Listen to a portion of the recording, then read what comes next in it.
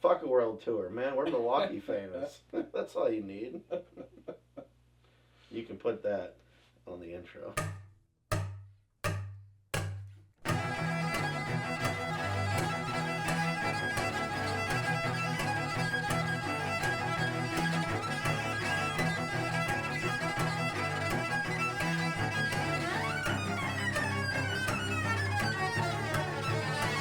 And we're back. This is episode 2, Chords on Fire. It's been more than a hot minute since the last episode we did with Next Paperback Hero. But I want to thank everyone that watched that episode and subscribed to the YouTube channel. But tonight, we're back.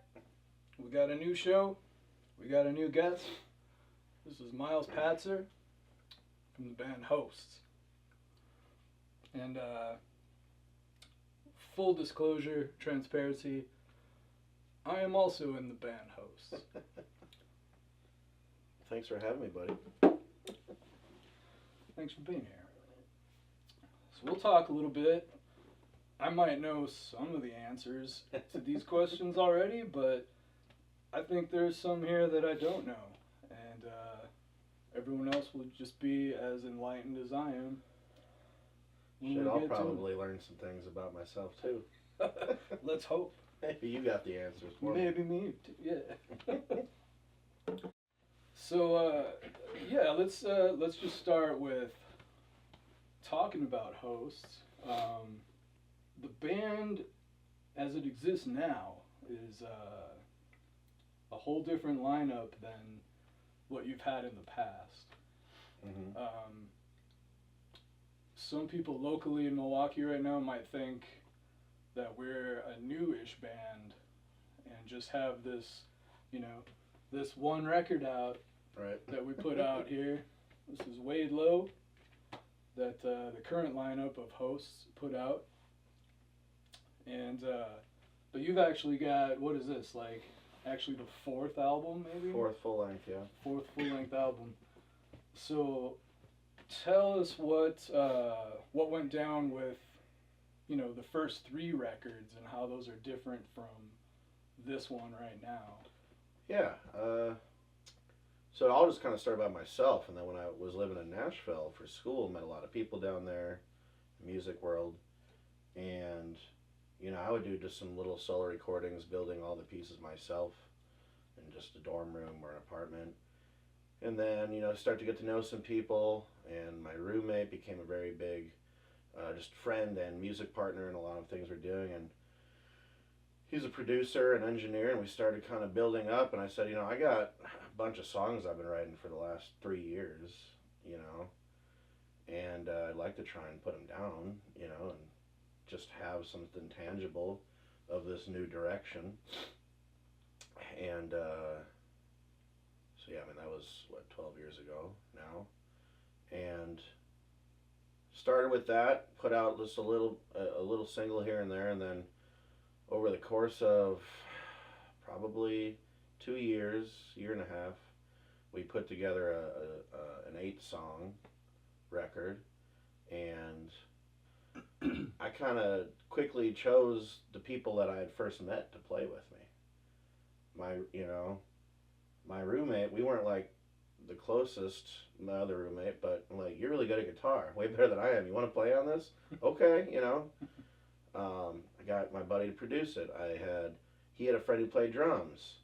We had another guy who played pedal steel, all that kind of stuff. And I'm like, you can find people do background vocals, whatever. So it was just kind of this, well, not quite yet was a revolving door, but it started to just be me with whoever was laying around at the time, and put out a record, played a couple shows.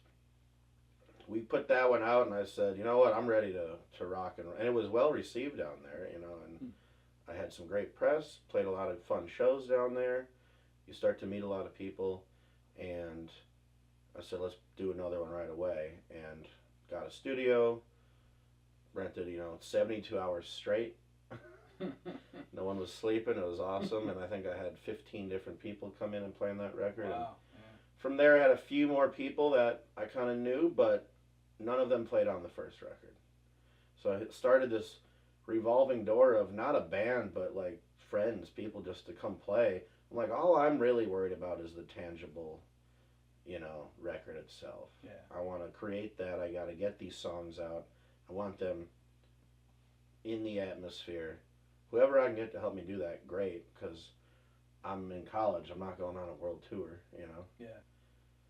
And 5 years after that, put out the third record in Milwaukee, and flew out a couple of friends, same producer, Andrew Long, for all of the records, and he came up. Two other friends came up and they all stayed at my mom's house, and for about a week, rented a studio here in Milwaukee. None of them played on either of the other two albums before, and I just thought, why not? I'm like, hey, you'd be great on this. Are you available? Sure, come on out, free vacation. Yeah. And then we did the third record, and that was 5 years after that. Here we are. Here we are. With now a solid group in Milwaukee. I think what I would say is it feels, it's put in terms of like education for myself, like graduated. Yeah. I think we went through freshman, sophomore, junior year, and this fourth album, senior year, I think we graduated, and I think I know what I'm doing now. I feel better about what I'm doing now. I'm sure I'll never know what I'm doing, but we're having a hell of a lot of fun with this band, with an actual band, which is great, because I hadn't had that in a long, long time. Yeah. Yeah. So I guess let's back up a little bit. You're from Wisconsin, right? Yep. From Milwaukee?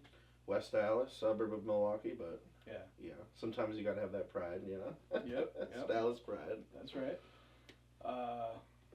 And you decided after high school to go to college in Nashville. Mm-hmm. Now, is there a big reason why you decided to do that? I think I'll give credit to two things. Well, I've been playing music since I was 5, Okay. Piano for 15 years, guitar, and once I picked up guitar, started writing songs, teaching myself to sing, and that happened probably in 6th grade to middle school time, and then continued to fortify through high school. And I was a pretty good student, and I think I had interest in maybe going to UW-Madison, trying to do science or medical, something like that, and my parents were supportive of it either way. But I think they could tell and probably helped convince me a little bit that, no, fuck that. Let's look at some music options. Mm-hmm. Not necessarily, traditional performance, because I'm not by any means a great performer, or at least not a good player, rather. And wow. And that's why you find the people around you to help you make it all happen. And but then I think it was my mom who said, well, music business is an option. Mm-hmm. Like, oh, I always liked kind of business things and all that kind of side of operations, and kind of taking something, making it your own, and putting it out there to the world, right? That's what you do with business. Mm-hmm. With any business, whether it's whatever. And so I did a little research, and there were only 3 accredited music business programs in the country. Drexel University, NYU, and this school called Belmont that nobody's heard of, but it's in Nashville, and that seems like a lot easier move. Or Berkeley in California too. Sure. 4, yeah. And got into Belmont and said, all right, we're going. Yeah. And I think that, with a combination of lift me up out of this world I've known for my whole life, sure, throw me into a lava pit of, I have no idea what's going on, I don't know anybody, I want to be completely isolated again. And at that time, like I said, the music was starting to turn into that world. Mm-hmm. And I think clearly it was the right direction for me, at least to get to where I am now. Yeah. Back in back in West Dallas. You came back home. But with the right people. So you got the business degree in Nashville, and then, if I remember right, you were interning at a record label, and that was in Nashville too, right? Yeah, a couple of them. Okay. Yeah, tell me about that. That's yeah. I started off interning, and I did that for a couple of years at Ready Made Records, which is no longer in operation, to my knowledge. And that was the record label of Brendan Benson, who was in the Rockin' Tours with Jack White and all that, you know, the one half of Rockin' Tours. And from there, he bought an old ESPN radio station studio in kind of like Music Row area in Nashville. I think that's where it was. And turned it into a gorgeous little studio. And he produced a bunch of different records. Corey Chisel was a big part of that label, you know, from Appleton. He did stuff with some members from Wilco. I was there. I helped work on a record for The Maine, the pop punk band, The Maine. You know, when I was there, but I ran the social media marketing side of things, and also just helped with day to day whatever. You know, helping with the studio and stuff and events. You know, we put on a really cool show at the Ryman. Wow, that was Brendan Benson and Friends. Okay. You know, and it had Jack White was there. I mean, our whole slew of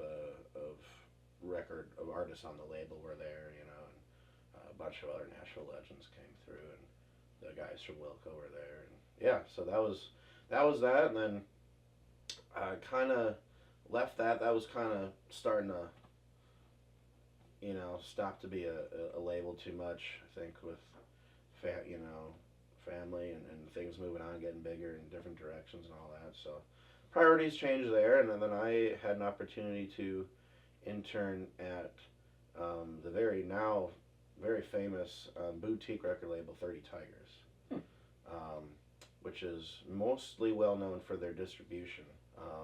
But it's kind of like a cool label where things probably have changed a little bit now since I was there, but they'll work with other labels, they'll work with just independent artists on budgets, because they have access to Sony distribution. Oh, wow. It's a partner of Sony. You know, for at that label, we had Jason Isbell, Sturgill Simpson, some of the Avett Brothers stuff, Nathaniel Rateliff. When I was there, we put out Lizzo's first EP. Did that for a year, and then was kind of finishing up school. No, to me, that's all fascinating stuff, and I can't imagine how much experience and, you know, just being involved in the side of music, a lot of us don't have any idea of what goes on with, you know. Yeah, being on that singing and songwriting side and performing side, and then but getting nitty gritty into the other side of it. Yeah. You can learn a little bit of maybe how to, I don't know, what's going to make sense for you moving forward. You know, it's not easy. There's not really a formula. You know, well, they always say it's who you know. It super is who you know. So just meet a lot of people, right? Yeah. If you're good enough and you meet the right people, the right opportunities will be there. Sure. But it's got to make sense for you. How or does your, you know, like music business degree / experience, like, are you still kind of using that now with hosts? Like, you know, current lineup right now, is that still coming in handy? Until you reach a certain point as a artist of whether it's streaming, video, sync licensing, or touring, or whatever you're doing, at some point it's just not going to matter until you're actually making money. If you're making a livable, by your own standards, a livable wage doing that, then you really need to look tight at everything you're doing. what are you defining as success? What am I defining as success? Back to that kind of question. Sure. Yeah. So am I using some of that stuff? Yeah, especially when it comes to communication with the right people. If you're starting to deal with bigger venues, when we're working with Summerfest or Pabst Cedar Group, Mm-hmm. they know what they're doing. We have to step up to that level as a band. They're going to want to keep working with you if everybody's happy, you know. But if you're a band, you're coming or a venue, and one of you's a big shitbag, it's going to be stupid, and someone's not going to get paid. No one's going to know the show's going on. Mm-hmm. No one's going to be there. Everyone's going to be fucking pissed. Yeah. It's simple. If we all just communicate effectively, we can all work together to put on a good show and keep building the music up. Is there anything you could delve into a little bit about, like, why you decided to come back to Milwaukee? Yeah. Side question. I've noticed in many of your songs, there's a theme of coming back home. I know you're gonna say that. Yeah. Yeah. I make jokes about it. Yeah, like coming back home, and I assume that all or most of those songs were written while you were in Nashville. Yeah, I'd say a fair amount of them. Yeah, so you had, you probably had some kind of desire to. Yeah, or at home, least don't forget about it. Yeah. Don't forget about the times where you want to go home. Yeah, I can talk to that. I've always said that, like, people have either the left side brain or the right side brain, right? Mm-hmm. And they're usually, higher up at one, or, it's usually a bit of a weight kind of system. Without sounding overly conceited, I've excelled in both levels, right? And what comes with that is willing to sacrifice one or the other for opportunity. Mm-hmm. And I've always had an incredibly difficult time with that. Sure. And that's often what I sing about in a lot of those songs too, those older ones. I think I've gotten a little bit better, a little ease my mind maybe, in the most recent years, but I can't tell myself to sacrifice, a solid career or, at the time, good grades and drop out and go on a tour with my friends. You're all just like put right into a fucking cage of talent. You're all birds trying to get out of there, and then and I just couldn't bring myself to doing it. And I think part of the decision to come home was just the idea of, well, if I'm going to be probably more successful in a career-wise up here with the knowledge I've taken. Mm-hmm. Maybe I love Milwaukee. I don't think I wanted to live in Nashville forever. I love the South. I love everything there, but it just made sense. Also, I was madly in love with my wife, my current wife, my only wife that I've had. And we were doing long distance for a while, and I just decided, well, I think I've seen what I wanted to see down here. The city started changing quite a bit. Sure. A lot of venues closed for apartment buildings and that kind of stuff. Oh, yeah. A lot of opportunities for independent artists started going away.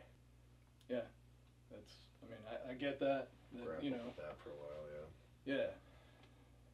And your family's here, and yeah, everybody's here. That's different scenario, but I'm not back to where I'm from, but Mm-hmm. I am by my family again. Right. And I can go down all kinds of rabbit holes in my head with, how would my life be different if I would have done this or this? Yeah, this. And you can't do that. You get nowhere. You can play that little game of, what if I'd done that? What if I'd done this? Mm-hmm. Well, because of what I did, here I am, right now, playing Summerfest, playing these great shows, getting asked to play things, going on the radio. Yeah, exactly. With some wonderful people. Yeah. Writing songs that are more fulfilling to me than ever before, having a clearer sense of mind. Tell you what, if I had stayed in Nashville, I would not be having the same songs written. These songs wouldn't exist. Yeah. Right? Yeah. So yeah. It's always like, it's all relative. Don't forget what you got right now. Exactly. And where the future is from here. So yeah. Well, I decided a couple of years ago, 2-3 years ago, after a whole lifetime of not giving my creative side more power, to make a effort on it. And as soon as I started getting emails from an email box that never got emails because I wasn't doing a goddamn thing. Mm-hmm. And as soon as I started doing that, it just kind of snowballed into a new opportunity, meeting new people, having you part of it, having Brian join the band and Aaron and all that, and then getting some great opportunities. Mm-hmm. You know? I know how this came about, but I think it is a pretty interesting story about how we got to where we are, because I still wrestle with my own role in hosts, where, essentially I break it down as like, you are probably the only member of hosts that is doing what he's probably supposed to do. Exactly correct. And me and Brian and Aaron are all doing something that is not our wheelhouse. Right. And maybe that's why we've stopped on this floor. Yeah. So I have a bar in West Dallas, and I've been doing that for over 6 years there when we opened up. And you get people coming in, meeting regulars, meeting new people, and there was a guy and his wife that came in, and once in a while, and I'm just trying to meet people and all that, and I think we bonded over the Bucks in basketball, and they came in the day Kobe Bryant died, and they were all forlorn, and we kind of kicked it off from there. And at that was the point where I'm like, I'm gonna start to get back into music more. Booked a couple solo shows, just try to get back into it. And I think the next time I saw Aaron at the bar, he said to me, dude, he was so supportive. It's like, your voice is incredible. Your songs are awesome, What can I do to help you keep playing? Because I said, it's been hard for me to keep playing, blah, blah, blah. He's like, no, stop that. You need to play. You need to sing. And I'm like, well, honestly, dude, I need a drummer. So that was the first thing I needed. He's like, a drummer? I'm like, yeah. You don't want anything? I was like, nope. I just want a drummer. And it's like, well, I used to drum in high school church. I'm like, good enough for me. I don't care. I don't ask for much. He's a phenomenal guitar player. That's what he used to be, used to do. And he said, well, all right, I'll try it. And we hung out a little bit in his basement. I played a few songs, and we just played, and we started doing just me and him. Acoustic guitar turned all the way up, and him drumming, getting rowdy. And I needed that drummer to kick my ass into gear to stop playing these sad songs so sad. I'm like, I need some energy behind it. And from there, I give him as much credit as anybody for me getting back into playing and putting out, these records, the new records. Because he kicked my ass into just like, dude, this is fun again. Yeah. I wasn't even calling it hosts. I was just calling it just my name. Yeah. And then it was right around Christmas time at the bar also. Yep. Funny how that all comes together. You might have been a little half in the bag. I was probably a little half in the bag. It was Christmas time, and the lights were, I like Christmas lights. It looked good, and we're all like warm and cozy, and you just said, hey, I got a question for you. I'm like, uh-huh. It's like, I want to be in hosts. I'm like, oh, fuck. He's like, But, you know, like, all I really do is percussion and bass. I'm like, great, I need a guitar player. I mean, you can play guitar very, very well, but I didn't need you to play bass. Yeah. I said, no, I need a guitar player. Yeah. So then we played as a trio for not too long before, but we played Cactus Club and a few other spots, and then Brian knew Aaron very well, or they used to work together, friends for a long time, and he said, hey, my buddy Brian's coming, you know, he could maybe play bass for us or check it out and all that. So he came and talked to me at the show, and I'd never met him, and he's like, you guys are awesome. You need a bass player, though. I was like, yeah, you want to play? He's like, well, I'm a drummer. I'm like, great, I need you to play bass. He's a phenomenal drummer. Yeah. So while you should be playing bass, and Aaron should be playing guitar, and Brian should be playing drums, none of that's happening. Yeah. And how many times have we played where people randomly come up, or the engineer, anybody's like, your guys' sound is like so perfect. It's so matched together. The layers, nobody's taking away from each other. Everything connects beautifully. You're all kind of sitting, floating together, and it's just like perfect. Like, isn't it? Shouldn't be. Shouldn't be at all. Yeah, it's totally weird. Yeah. Usually I'm just like a rhythm guitarist and songwriter. And when you were like, I need some lead guitar, I was like, oh my god. That is not... You might have been drunk enough to say yes. Lived in fear of that for a long time. And look how fucking good you do, man. I don't know about that. I don't know, man. The parts you write, that's the other thing. Like, I'll give I always say, and I say this if I'm in the studio playing live, like, I will only tell you if I don't like it. Yeah. If I don't say anything, just fucking keep doing what you're doing. Yeah, I love that.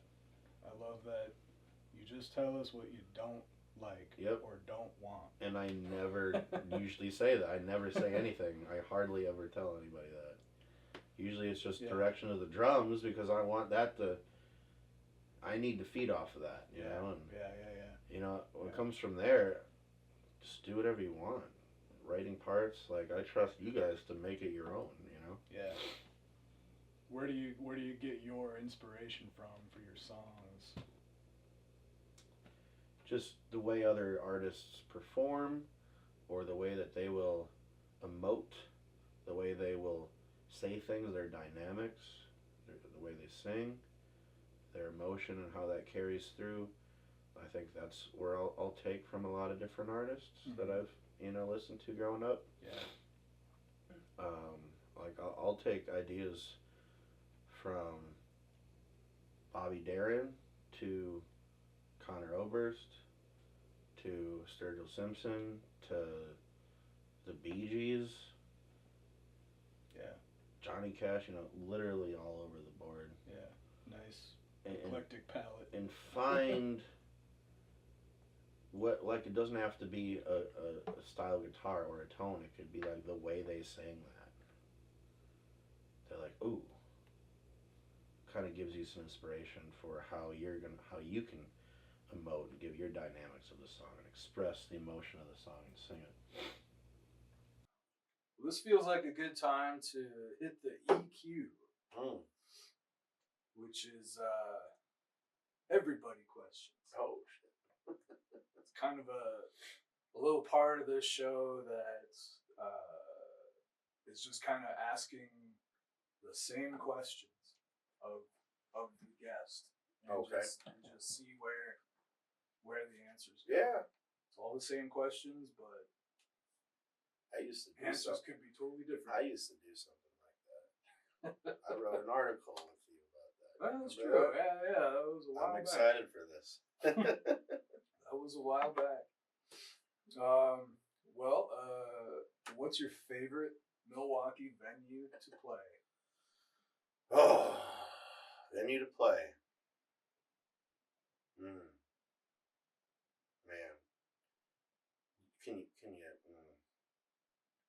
So you want to pinpoint it with like one perfect show.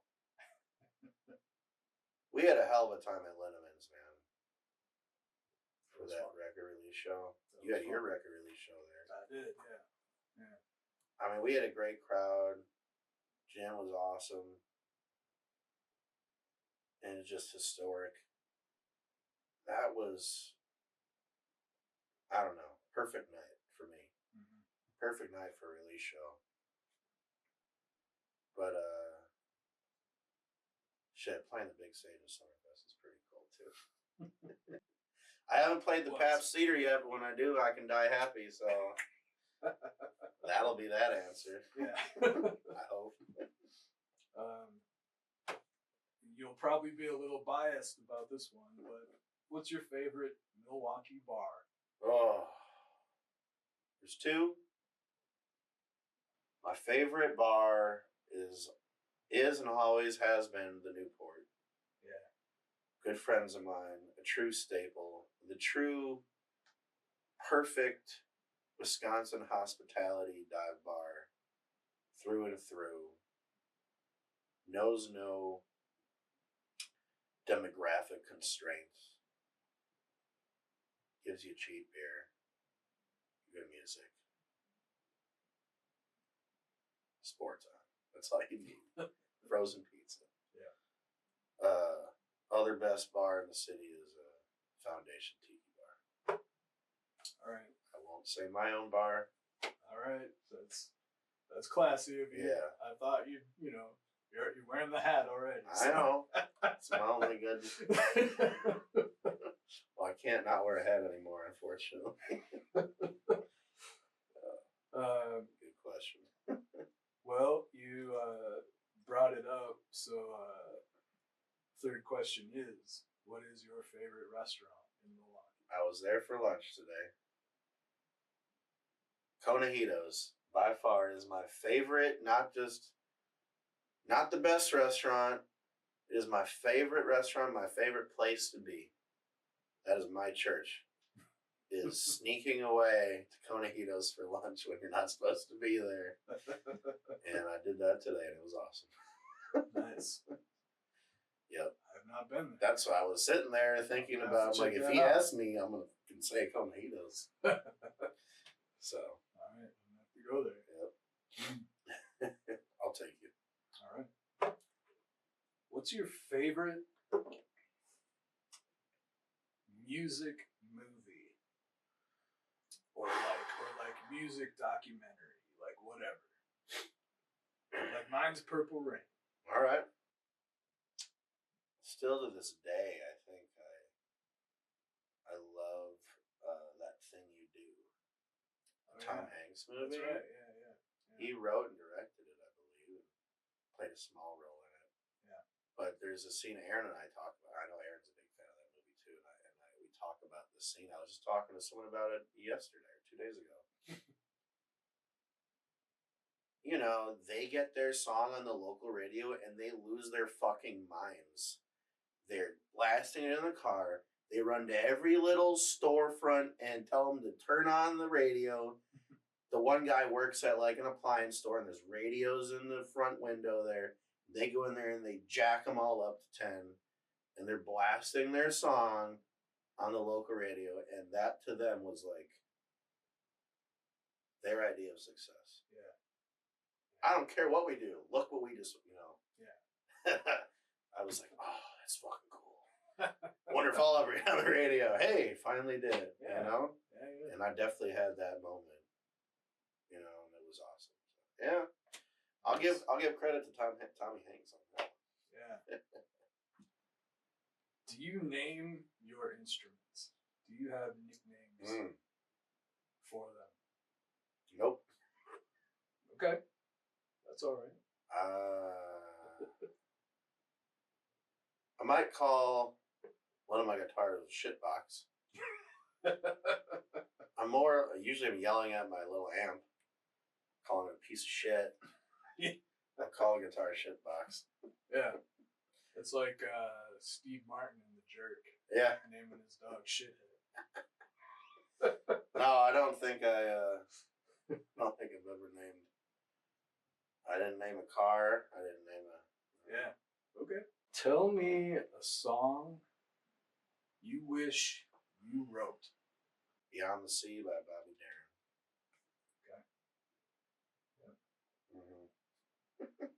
Just as a, you've mentioned Bobby Darin twice now. Did you watch that movie with Kevin Spacey? Yeah, it was one of my. Well, I was going to answer that as my favorite movie, music movie, and I was like, well, I probably shouldn't do that. But, one of my favorite. I mean, he's a big part of my music upbringing for whatever reason. Yeah. No one knows. Okay. What's a band that you wish you were in? I wish I was in the Mystic Valley Band. The side project of Connor Oberst from Bright Eyes, big influence on my life, music-wise. But he's been in a lot of little side projects. But the Mystic Valley Band was a hodgepodge of people doing things that they weren't used to be doing. And he opened up the doors for everybody else in that band to sing and to put out a song on the record and to write a song, and he'd play on it and do whatever. And the drummer's singing, the bass player's singing, the guitar, everybody's singing. It doesn't matter. Yeah. Kind of made this little traveling Wilburys-esque, kind of hodgepodge of band, and they had these fucking dope bomber jackets, like they were a fucking biker gang, which they're the least biker gang people on the planet. And I was like, that's so fucking cool, dude. I got the poster in my basement of them on like whatever bridge with their bomber jackets. I'm like, God, I want to be in that band. Wow. I saw them a few times, and they played at Summerfest the day Michael Jackson died, and they played, and they left, and they came back out, and they were blasting Thriller, and the whole band came out and started dancing with the people on the stage, dude. Nice. Wish I was in that band. That band doesn't exist anymore, but that's all right. Okay. I think everybody in the band still exists. So. Yeah. Oh, that's cool. Who is an artist you wish you could collaborate with? That's a good question. Tallest man on earth. Okay. He is like that. He was a big influence early on for me. I saw him play solo in the bar room at the Pabst Theater back when they used to do that. Okay. Yeah. When they'd be like, oh, there's some random guy playing in the bar area before the show starts. Mm-hmm. And I remember seeing like little handout flyers on the ground outside. Come see the tallest man on earth. And I watched him. I think I maybe bought a CD or whatever he had, and kind of kept track of him. He was some guy from Sweden. Yeah. But a completely isolated figure that just found his roots in like Americana music. You know, I know he's a big Joni Mitchell guy. Oh, sure. And he'll do some covers of that. And I feel like the way he weaves, he's an incredible guitar player and songsmith, but like the way he weaves as the visual component of things, his descriptions of, he sets a scene for you instantly. Okay. And then at the backdrop of a beautiful melody, simultaneously while describing someone dying. And you're like, what the fuck was that? You know? Just hits you real hard. Sure. I think just to see him would be, just to, talk to him. Yeah. And I think I don't think I could play on the level as him, but I could try and talk to him. You know? Yeah. Okay. Yeah. All right.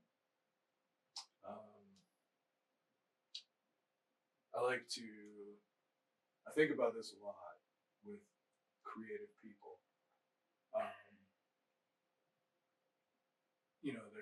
There's the thing that they do with, their wheelhouse thing they do, but often they've got other talents as well. So you're a musician.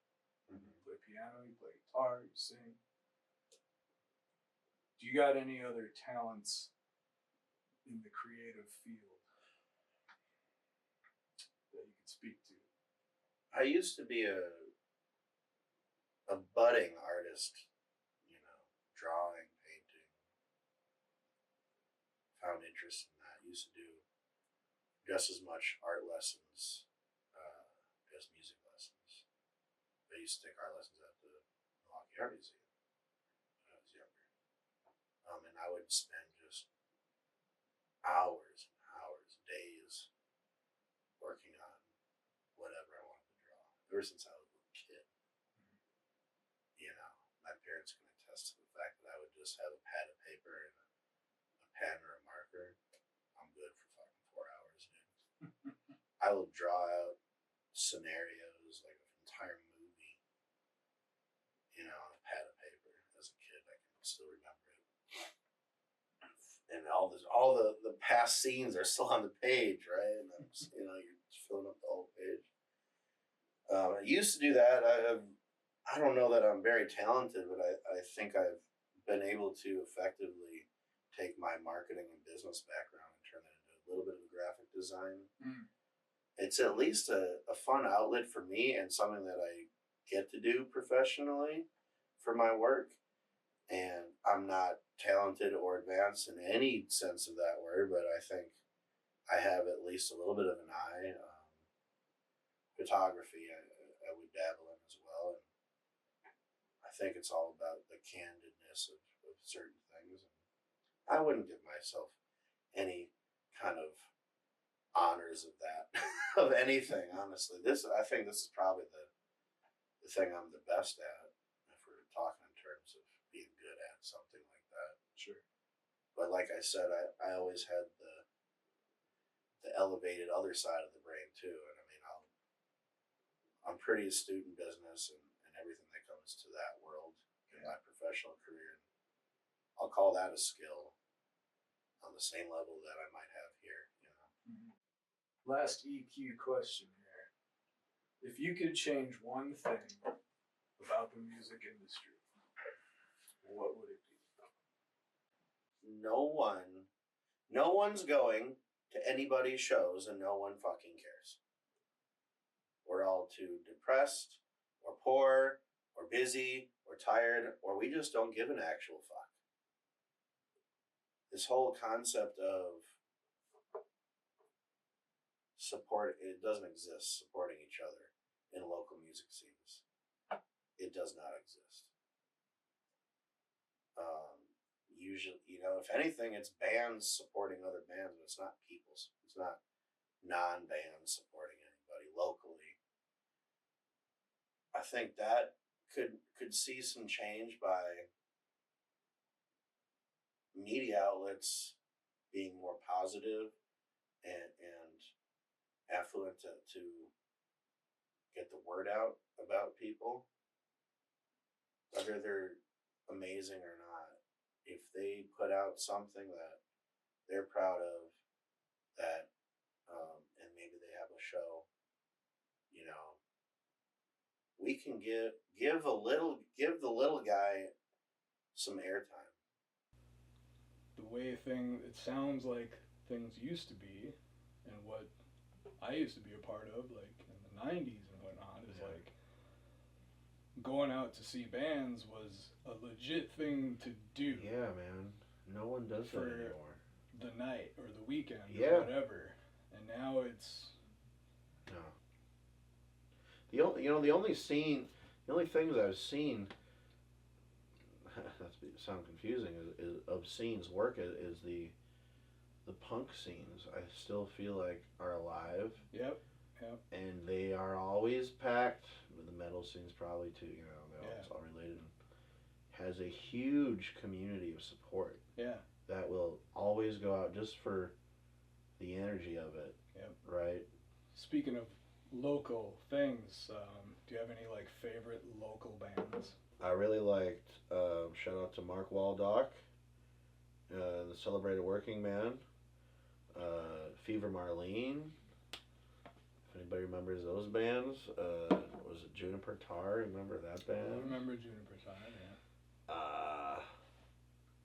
What was it? What's the other one? I can't think of it right now. I loved all that. Like I was really into that music. Listened to it just as much as the big records out there. Mm-hmm. You know. I listen to my friends in Lady Bird a lot. They put out some great stuff. They just put out a new record. I got friends in the Driveway Thrift Dwellers. Got some really nice music. I know they're working on a new record, kind of a Milwaukee Madison hybrid. Yeah. I just appreciate, you know, the musicality, and they'll bring energy or they'll bring, you know, skill as a band. I wanted to ask you, and this is kind of going back, but also relevant to now, just something we have in common is that our folks support us. Yeah. Entirely. Yeah. Has that always been the case for you growing up? I know you said you kind of started on piano and then. Oh yeah, I would say that. I mean, they went over to guitar, but for me, it's always cool seeing, you know, my folks come to everything they can. Yeah. And your mom and dad come to everything. Well, it shows that they were the first supporters, the first biggest fans, and still are. Do either of your folks play anything? Nope. To my knowledge, nobody played anything on either side of the family. Okay. My dad was a DJ, but not in the sense of a DJ that you're thinking of. It was more like, you know, the Midwestern DJ for weddings and school dances and things like that.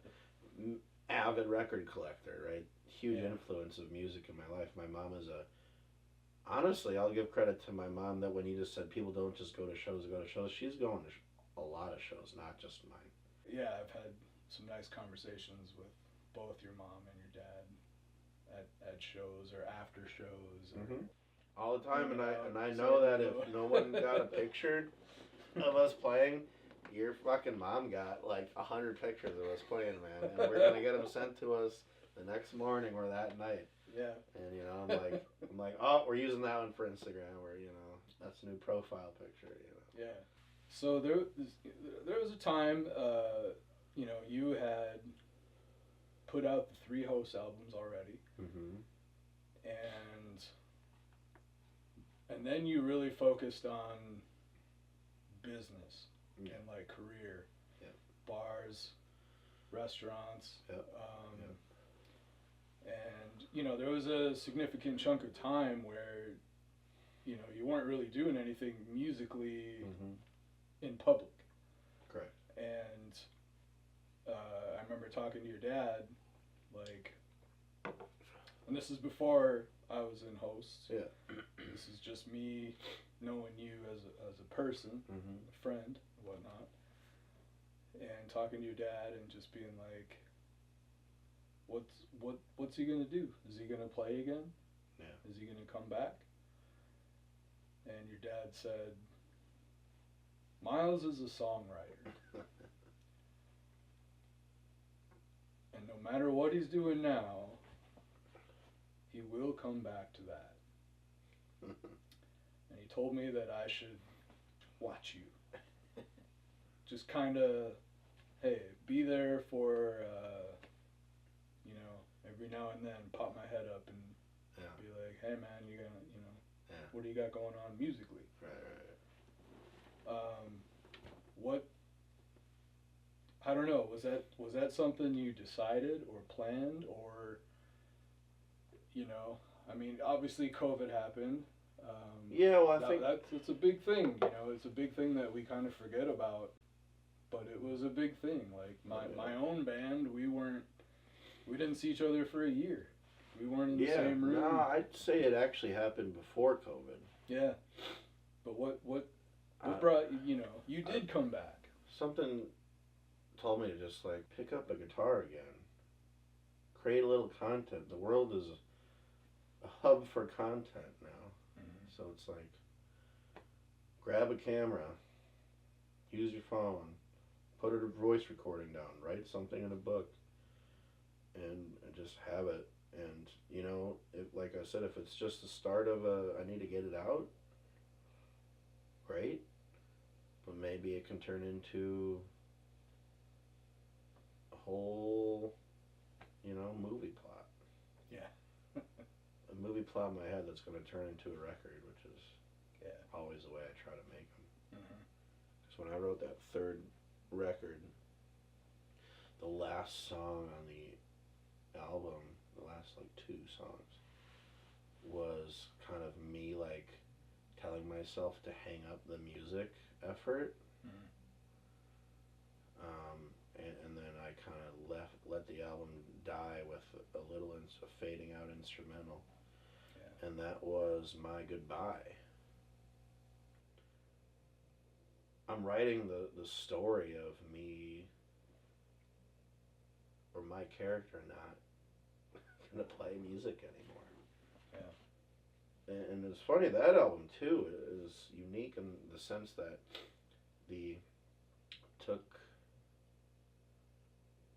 those songs are 5 years old before they put them out, and the track list order on the record is the order in which I wrote the songs. Nice. Everything was completely natural. And when you look at all the songs, like, all right, I got 10 songs, 11 songs, whatever, like, you look like, well, what sounds good here, what sounds good here? And I was like, I shit you not, no matter how many times I put all my demos together, it's like, it's my lineage of this path right now. Mm-hmm. So everything has to go from that direction. And I was culminating it at the end. The last song's called Fiend, or Fin, and yeah. the end. I remember that. And I said, I'm done.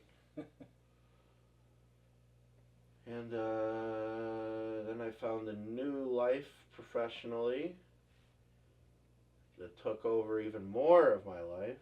Mm-hmm. Business owning. But then I think that time when COVID was happening, I took that anxiety and stress from that job. Exciting job professionally, but like totally detrimental to anybody. Believe me. And channeled that into a lot more songwriting, right? And those songs started probably in 2018, 2019.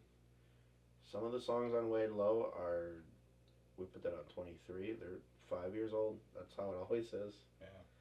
Just like the previous one, just like the one before it, just like the one before it. It's like a 5-year plan. 5-year plan. And you're a family man now. I am a family man. That's been a good... There's some more inspiration. Oh yeah, plenty of inspiration. And it's great it's awful and great at the same time to write about the duality of, once again, this professional life and this creative life. Yeah. Finding the balance for myself, yeah, for family. Yep. Trying to appease the people that depend on me for my job, and appease the people that depend on me for life. Yeah. That's the same thing. Yeah. And try to find time also for me to survive. Yep. Both financially and mentally, physically. Yep. Are these meant to get this deep? Jesus fucking Christ. Don't edit that out. What's next for hosts? What are we doing next? Fuck. I think I have a concept down of a very important 5th record to me. And I think we're nearing I can start to feel it bubble. Mm-hmm. It's time to put it all together. And this is where the business side comes into play and says, all right, here's how much money we need. Here's how early you got to start organizing this. Here's who you call for this. You want to plan a release date? Plan 3 years out. That's how it is. That side's coming out. Mm-hmm. We got to put out a 5th record. Mm-hmm. And I say all of us are doing it again. That's my plan. We got that. We're still playing shows. We tried to take a little break this summer. It was probably one of our busiest show summers ever, so that was pretty cool. Yeah. We played Locust Street Fest. We did Summerfest and a bunch of other stuff. And yeah, all awesome. Newport 20th anniversary. Hell yeah. That's right. Played on a fucking semi-truck trailer. That was cool. Yeah. We got the Vivarium coming up. Yep. Part of the Pabst Theater Group. That's going to be very big. Whenever you decide that we're gonna record the 5th album, I'll probably feel the same way as I did with the one with Wade Lowe, where I was like, oh shit, we're going in. Yeah. It's coming up quick, and I, Yeah. the night before, Yeah. the first day in the It's studio, like your exam. I was still sitting on the floor, listening to my phone recordings of our demos and writing down chord changes and parts and being like, yeah. Time is money. Like, goddamn, I gotta have this ready That's tomorrow. Now it's, valuable lessons. If you got a label paying you for studio time, the longer you take, the more you're going to owe them. Be ready to play. Be ready. Be professional. Yeah. Be tight. It's hard. It's crazy. Nobody knows that stuff. Well, I got 2 questions left, and then we'll have you play a song. And God willing. I feel like it is 2 very important questions. The first one, I don't know if it's relevant anymore, because I think this was on your Twitter/X, whatever it's called. I left that. Yeah, me too. Recently, but I think it was there that I remember when we were using it, that your description of who you were said something about free throw champion. Yeah. Of, what was it, your junior high or high school? I'll tell you exactly what it was. Yeah. It was 2 years in a row is what it was. 2 years in a row. 5th and 6th grade, City of West Allis, West Milwaukee Rec Department, free throw champion. Free throw champion. 2 years in a row. That was you. That was me. I was a pretty good basketball player until I stopped growing. I made the 7th grade team, and then I stopped growing. And then I had to play rec ball. Yeah. Yeah, well, that's funny. Holy shit. I was like, what did I put on Twitter? I don't remember that. Yeah, I caught that, and I was like, oh, that's funny. But Miles is sitting here hitting free throws. Hell yeah, baby. I mean, I'm a big basketball guy. The first time we were all in the studio making Wade Lowe, we were watching the Bucks on the side. Bucks playoffs, man. I brought my Amazon Prime stick so I could watch the TV in the studio. I'm like, I have to. That and the Amber Heard Johnny Depp trial. And the Amber Heard Johnny Depp trial. That's what got us through those. How many days were we there? We were there for 5 days. 4 or 5 days. 4 or 5 days. Yeah. I'm still in Aaron's phone as Tyson Amber Heard. Well, that's one question. The other question, all right, may be the most important question of this whole show. Oh, can't wait. Who is Doris? Who is Doris? I still don't know. I don't know either. I think Doris started in this basement as the ghost of the basement. There's always a basement ghost. Yeah. You're a kid and you gotta run upstairs when the lights are off before the basement ghost hits you. That's right. But Doris and this, we drink a little too much and we start talking with a southern twang, and all of a sudden, whenever we play good, we say, Doris, calm down now. Don't throw your brassiere at us from off the stage, because we just did really good playing that song. See, I came into this after you and Aaron had already been playing. Were we already doing Doris? You guys were already doing Doris. Well, that must have been his basement ghost, because we started in his basement. And then you came to my basement talking about Doris. And she came with, man. She came with, and I'm like, who's Doris? Doris is our rock. Yeah.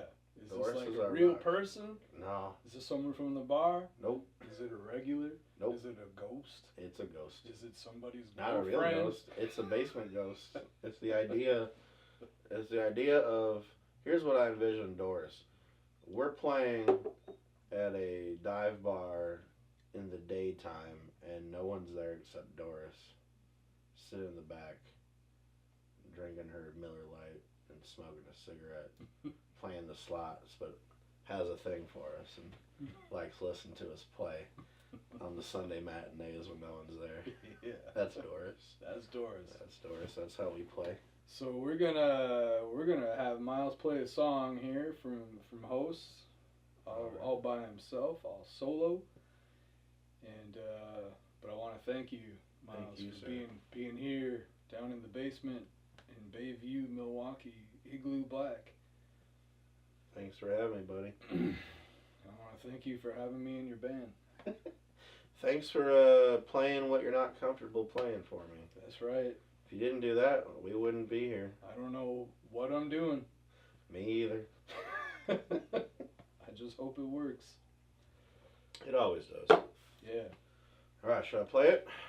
Yep. We'll head over there. We'll play a song, and thank you for watching Chords on Fire, episode number 2. I'm Tyson Allison, your host.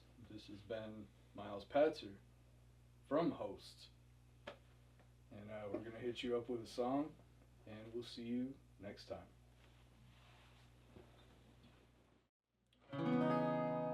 Thank you again for watching Chords on Fire, episode 2. I'm Tyson Allison, your host. Miles Patzer has been our guest, and he's going to do a new song from Hosts. And we got a big show coming up at Vivarium, November 7th, with Colton Moore and the Clever Few. Come check that out. And what song are you going to play, Miles? We're going to play Sidelines. It's a new one that hopefully we'll put out one day. All right. I look forward to it.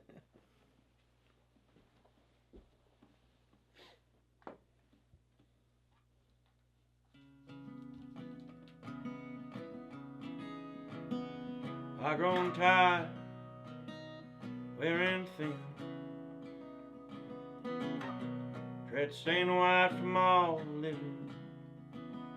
Raise me up from my grave. Ain't no might hiding the dead in my face.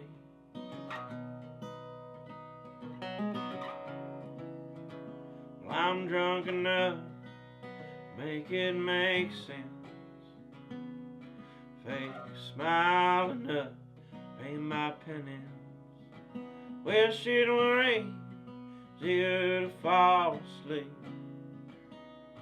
But I'm double crossing every dream. I don't wanna watch you from the sideline. Wanna be a part of everything.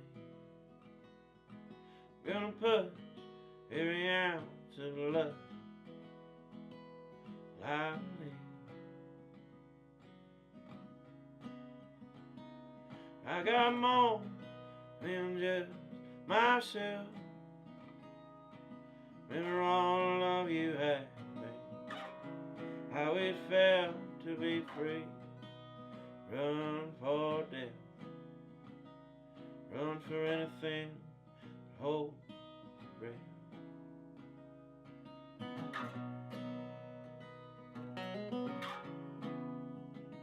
I should remember, pace myself. Every legacy still ends up on the shelf. Collect all of my grief, dust me off, send me to make believe wish every night be the end. Oh, nothing to myself or any of my friends. Dig me up from the trench. I just wanna rest in your sunlight again. I don't wanna watch you from the sidelines. Wanna be a part of everything.